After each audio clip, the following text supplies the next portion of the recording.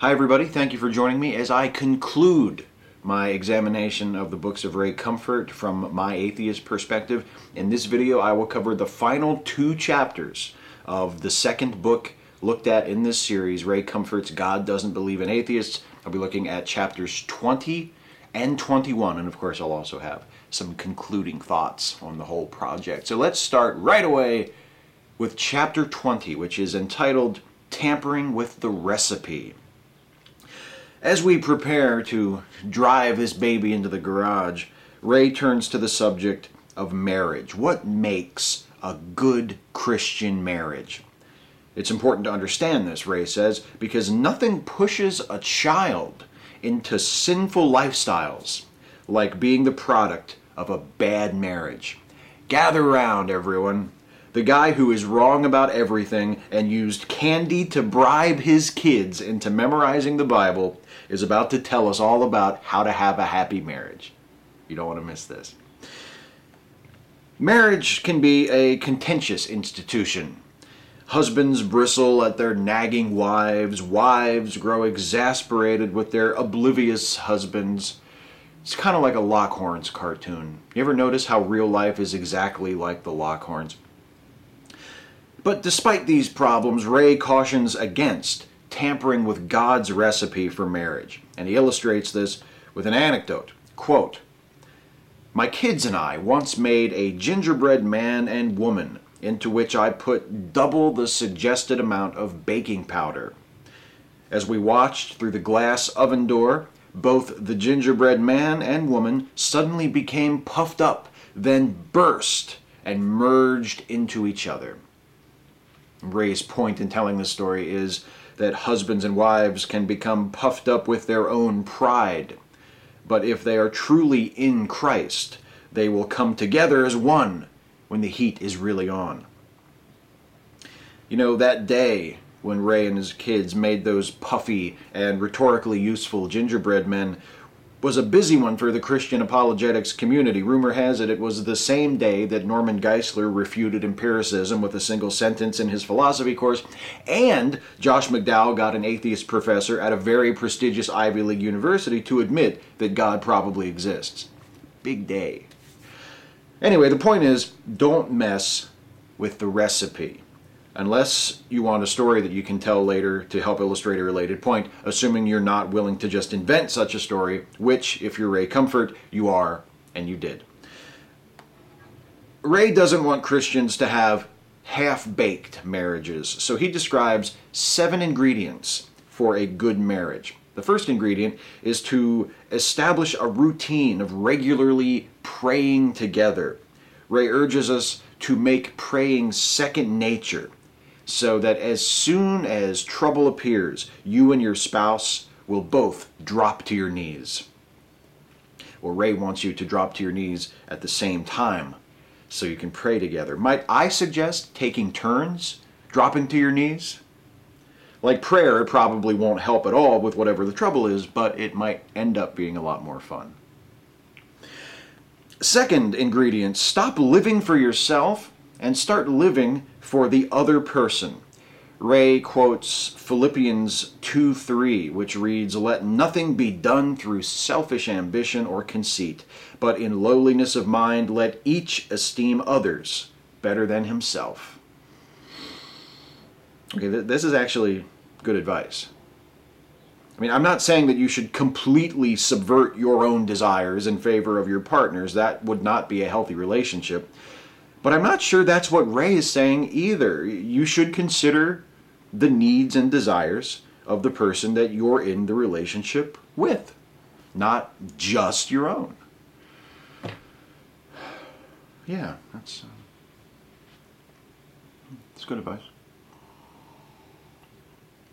It's good advice. Third, treat each other with grace.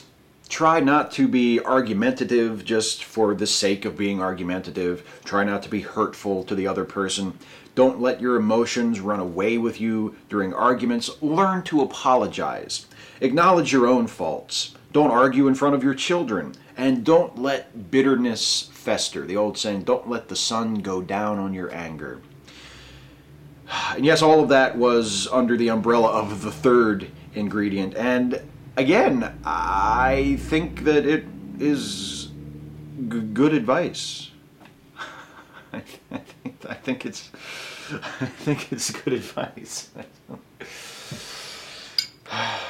It is. It's not bad advice at all.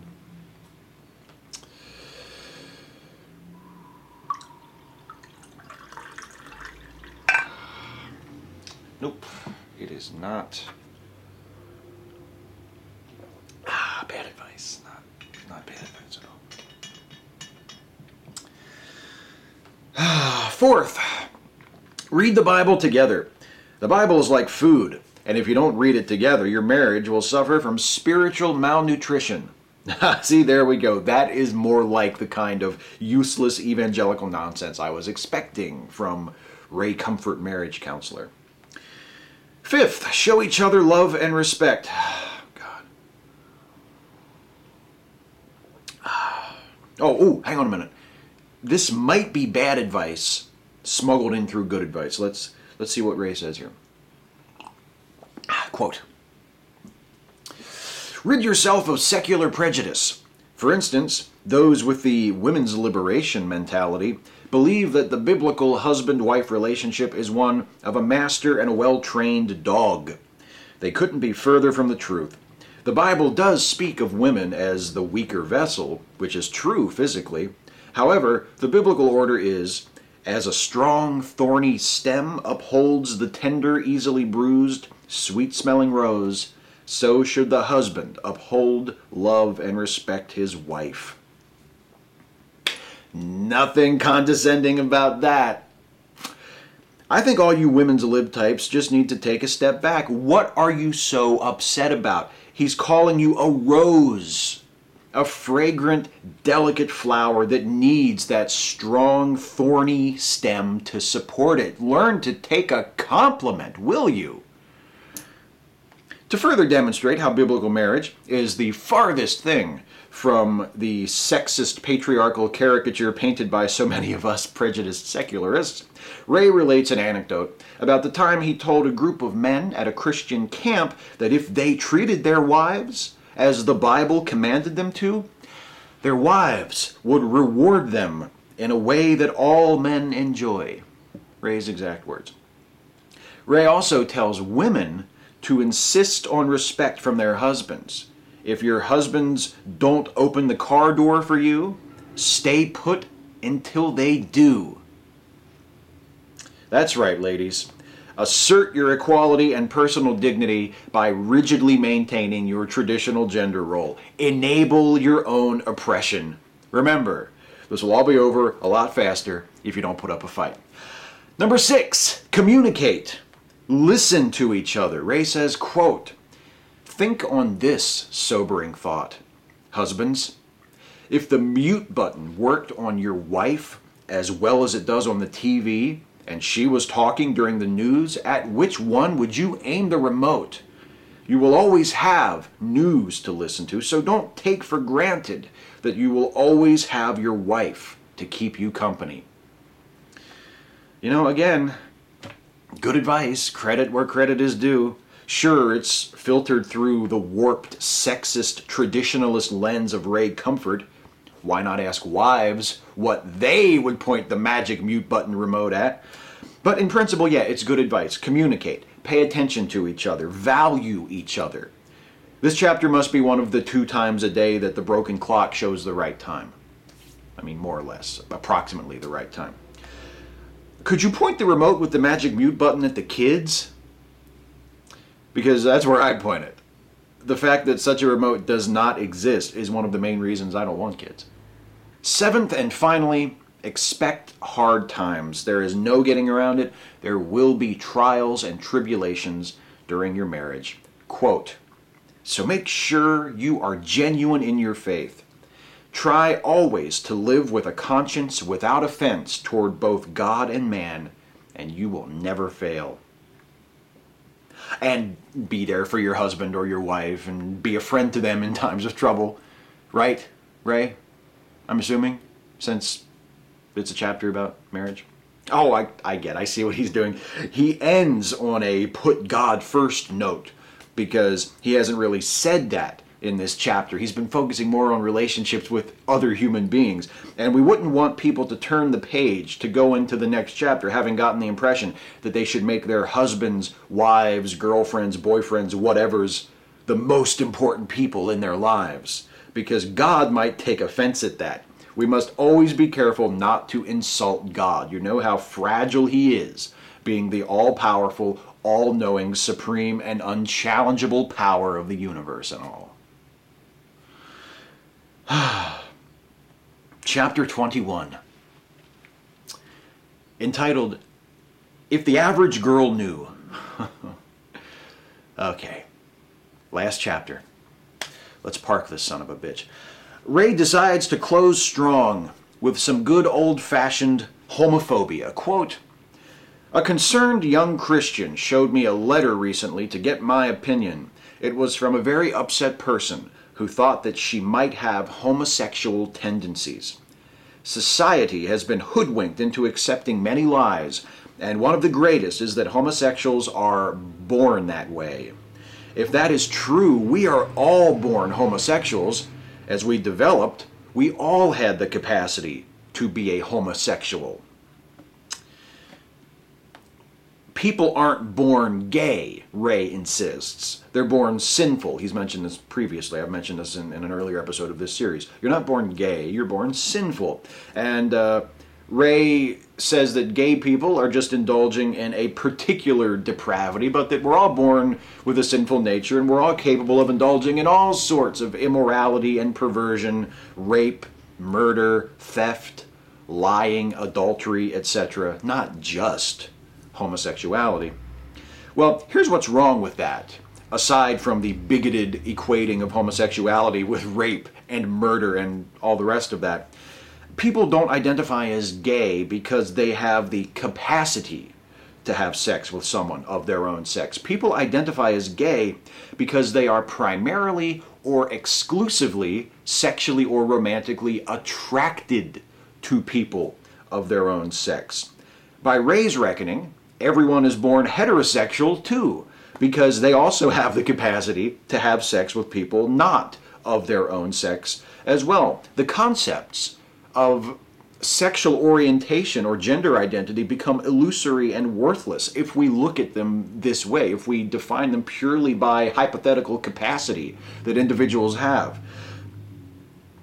But something tells me that that's not what Ray means to do, that Ray would like to preserve at least heterosexuality as a clearly defined, valid identity option. Ray cautions that when you become a Christian, you are not freed of impure thoughts. In fact, your own moral failings will become even more apparent to you after you get saved. It will not merely anger you, but grieve you when you sin. And also when you don't sin, but feel natural and harmless feelings which you have been arbitrarily commanded not to feel. From homosexuality, Ray turns to the related, he thinks, issue of lust. And this is a problem for Christians of all ages, and it doesn't get any easier no matter how old you get. But Ray has some advice. Quote, if you are a woman, dress modestly. If the average girl knew how the average guy thought, she would dress with a little more discretion. The length of some Christian girls' dresses reveals their naivete. Girls, get this straight. There are only two sorts of men, depraved and depraved who are forgiven. Show me a normal man, outside of Jesus Christ, who says he has never lusted, and I will show you a liar. Man, and people bitch about radical feminists assuming all men are rapists. Remember, girls, there's no such thing as a non-depraved man. So let the man who wrote this book tell you how to dress. Oh, and also live in constant fear of sexual assault, and know that if it happens while you're wearing a dress which fundy prude Ray Comfort would consider too short, it's your fault. because men can't control themselves and shouldn't be expected to. And look, you're the ones who left the house dressed that way. What did you think was going to happen? And what do you expect us to do about it? I mean, of course, struggling with lust isn't all about the continuous struggle to avoid being a party to rape one way or the other. It's also about resisting the lure of pornography. But don't worry, porn addicts. Ray Comfort has you covered too. He offers 10 principles to help you deal with your porn problem. First, consider looking at porn in church. Since God is just as present when you're alone as he is in church. Yeah, good start, Ray. Shame and humiliation, always very therapeutic.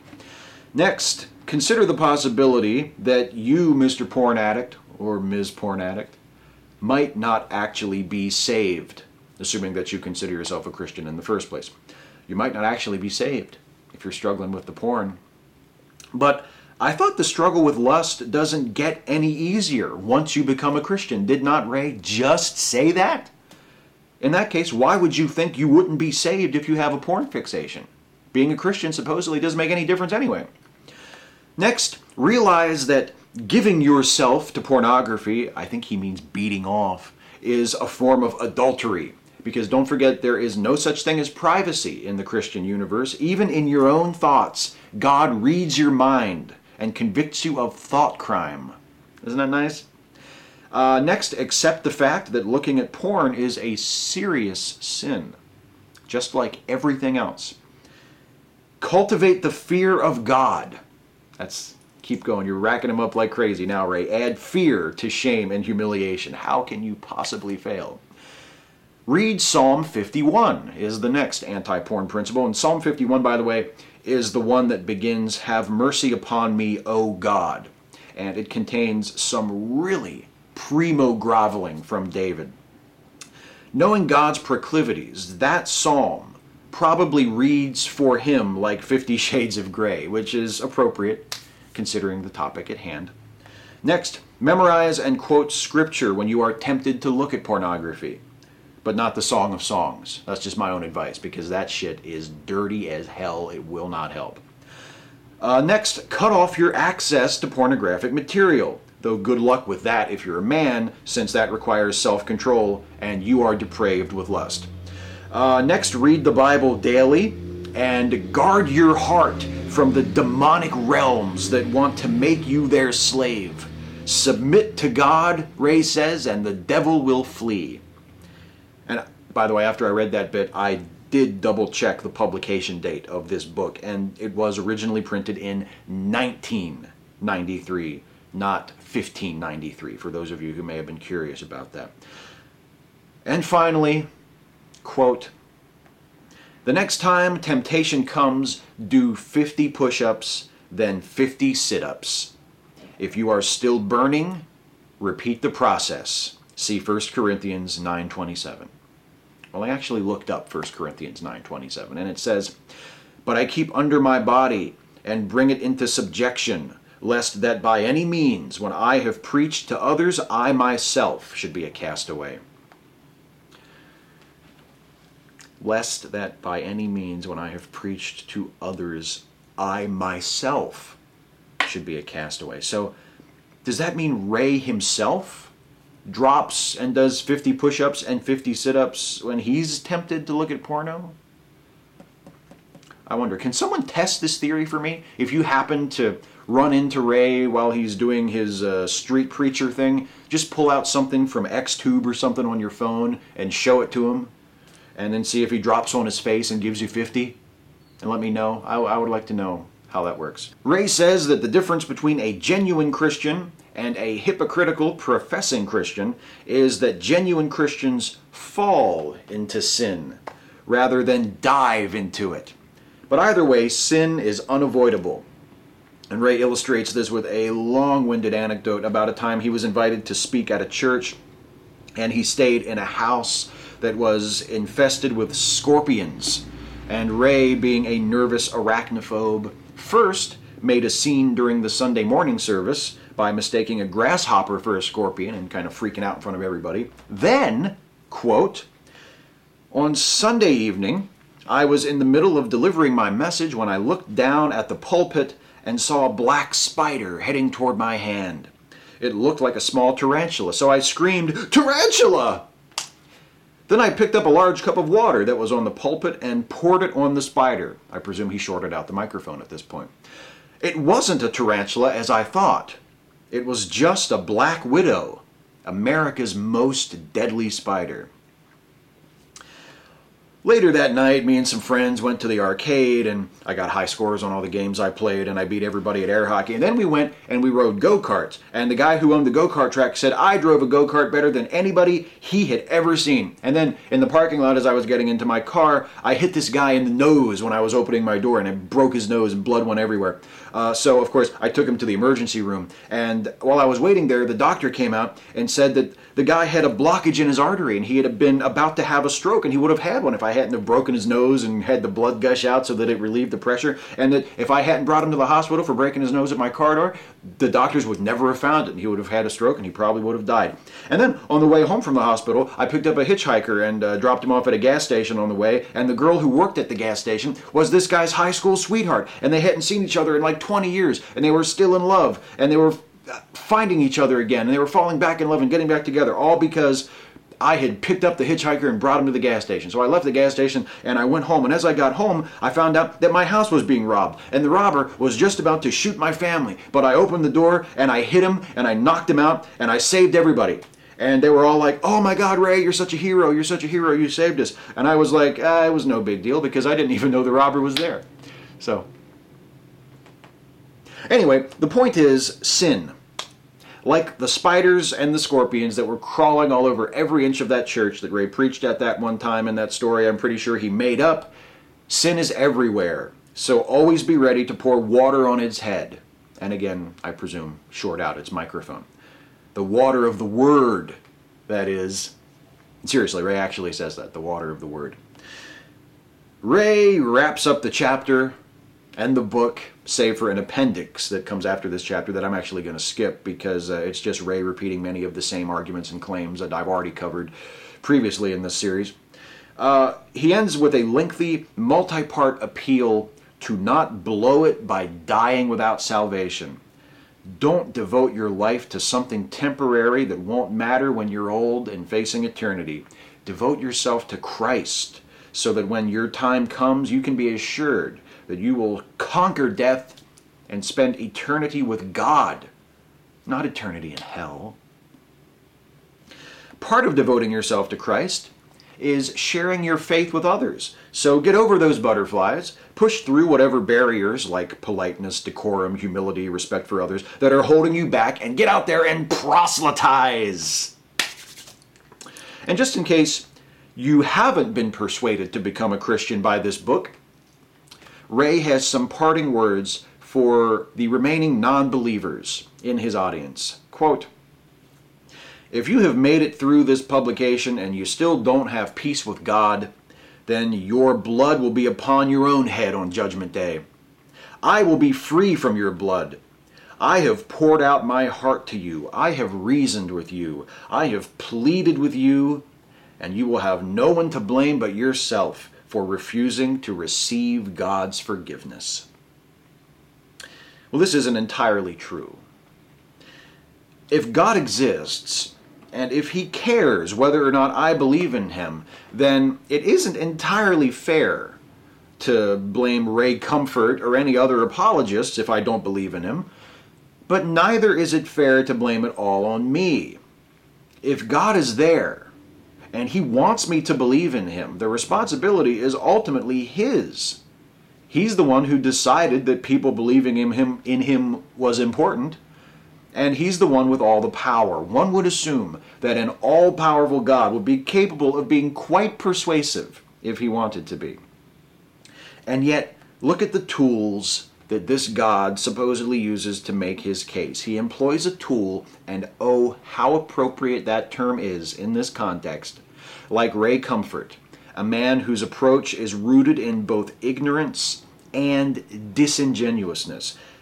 He trusts the mission of spreading the truth about himself, the most important truth that anyone could ever learn, to a tool like Ray Comfort, who stubbornly, willfully misrepresents scientific principles that have been publicly explained to him over and over again, who knowingly and opportunistically mischaracterizes atheists whom he claims to love and want to help, who patronizes and condescends to atheists, telling them what they know and believe, presuming he knows better. And by the way, he does the same thing to Christians, telling them that he knows who is a professing Christian and who is a genuine Christian. And it just so happens that the genuine Christians are all the ones that line up on his side of the theological disagreements.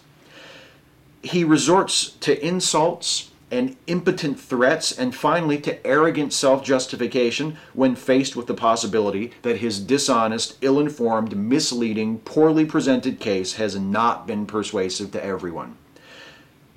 It's true that Ray has to do a lot better if he expects to change the minds of people who have actually put some real time and thought into the sorts of questions that he addresses or feigns addressing in his work. But if it's ultimately God that put Ray up to it, then it's ultimately God who needs to do better. Because after reading and responding to 2 of Ray Comfort's books, I am as confident as I have ever been that the most likely scenario is that there is no God at all. 10 weeks ago, I ended the first episode of this series in exasperation, asking what I had gotten myself into, wondering if I had the stamina to make it all the way through 2 Ray Comfort books, thinking that it was going to be hard. And yes, some of that was an affectation, it was an exaggeration, but it was an accurate portrayal of the emotional place that I was after reading chapter 1 of You Can Lead an Atheist to Evidence, but You Can't Make Him Think. But standing here now, I see how silly that was 10 weeks ago. I started doing these series, An Atheist Reads series, because I wanted to help other atheists who find themselves having to read books like these. I know from experience how difficult it can be to articulate a response, especially if you haven't done much thinking on matters of atheism and God and religion before these books are sort of placed in your hands. And I know how helpful it can be to hear someone else's thoughts on these matters. I want to continue to educate myself to the arguments against my position, to the thoughts and feelings that people who disagree with me have and are sharing and are using to make their case. And I want to continue to share my own thoughts and feelings and to continue to do my small part to help other people who hold non-religious positions, whatever you call yourself, to answer the challenges that they may find themselves faced with from apologists. And that's why I do this, and that's why I'll continue to do this.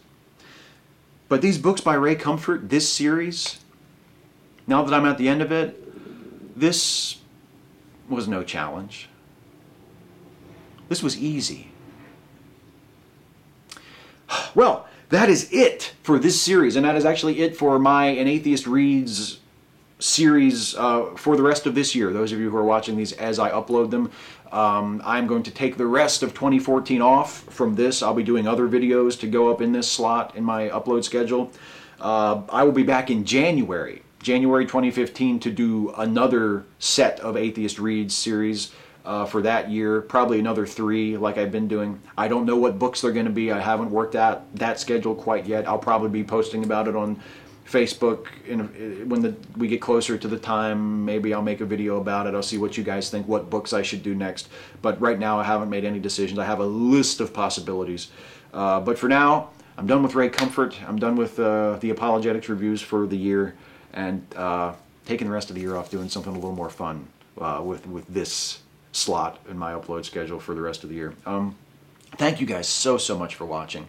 Thank you guys so much for telling me that this is useful to you, that you enjoy this, that you're entertained or enlightened, as conceited as that word sounds, by it. I'm so happy that it's been of use to you and of interest to you. As always, leave a comment on anything I've said here. Tell me I'm wrong, tell me I'm right, tell me I got something, horribly wrong, that I could have expressed a thought so much better, or whatever. Any criticism, constructive or otherwise, that you want to share with me, I'm happy to read, whether you be an atheist or a Christian or something else. Thanks for watching. Thanks for watching this series and all of these things. And I'll see you.